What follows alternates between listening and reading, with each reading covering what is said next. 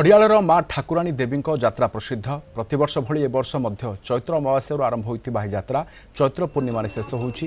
खड़ियाल राजपरिवार घर देवी घट कलश यात्रा बाहर दूरिया परिवार में पूजार्चना कर परंपरा अच्छी। घरे देवी घट कलश यात्रा विभिन्न साही परिक्रमा कर पूजा पाइबा सहित मुख्य पीठ को जाती।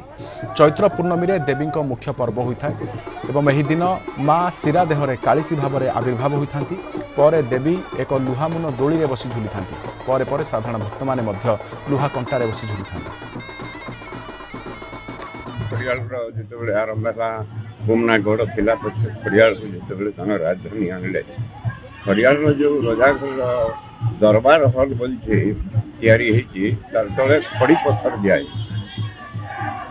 से दिन आया बेले तो घर तो खड़ी से घर होता खड़ी आड़ बोलिक शुद्ध भाषा कहला नहीं ना आम गाँव ना हूँ खड़ियापालू आज्ञा अमावास्या आम यात्राटा आरंभ है पूर्णिमा शेष हुए। आज जेहेतु पूर्णिमा पूर्णिमा आज माँ दोली रे झुलबे गाँ परिक्रमा करवे आसबे गोटे अपार महिमा है। 27 वर्ष है आम पूजाटा चली बहुत दिन रो आमे भी सीटा जन्म नहीं तार आगु हो राजा खड़िया माँ ठाकुराणी पूजा हो पूजा नवजागरण चलुची और नवजागरण सब संगाम इल पाखे बहुत हो माँ इमती गोटे दया अच्छी जे गड़ बांधी करी 15 दिन तक पूरा बस्ती बुलबे बुली आसीगला पुनी आज जो अच्छी आज पुनी रे आसिक समर्पण कर सब दिन प्रार्थना करसी मंगलवार के मंगलवार आसी करी